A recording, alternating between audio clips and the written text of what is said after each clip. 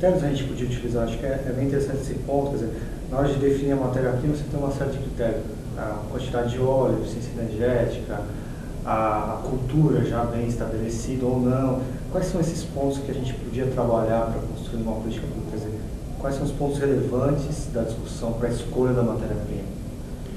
O governo, para esse início do programa do biodiesel, o governo como uma diretriz as culturas energéticas, que já dispunha de um conhecimento, até mesmo um zoneamento agrícola, em termos de saber ter dados sobre pragas, produtividade e diversas espécies adaptadas às diferentes regiões do país, privilegiou a palma no norte, né, e a mamona no nordeste, por serem tipicamente umas culturas trabalho intensivas.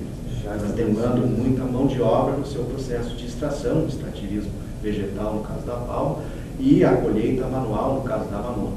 E a adaptação dessas culturas às regiões específicas, no meu caso do semiárido nordestino, que é o agricultor naquela região, ele tem basicamente como alternativas ou a agricultura de subsistência ou o êxodo rural.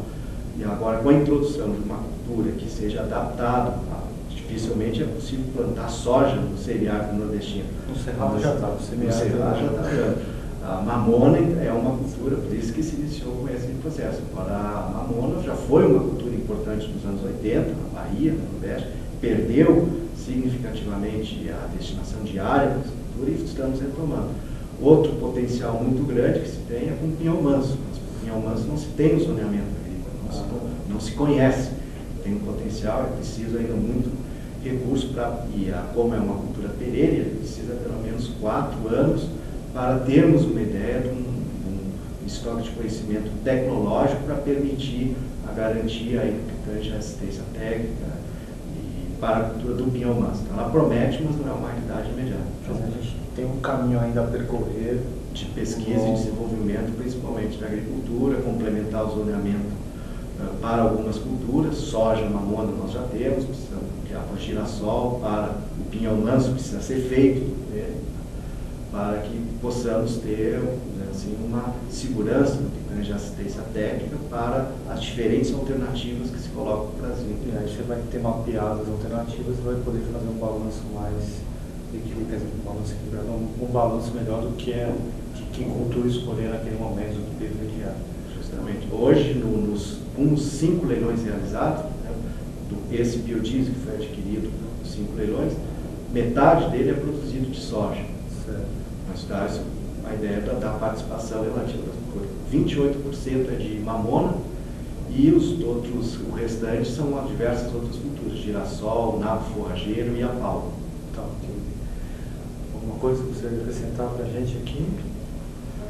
Que a questão, essencialmente, do potencial do mercado internacional, um dos desafios que se iniciou, quais os desafios do programa, para o biodiesel brasileiro, os desafios que se colocam, há um potencial muito grande de mercados internacionais para o biodiesel, nós temos que primeiro consolidar nosso mercado interno com um biodiesel de qualidade reconhecida pelo consumidor brasileiro.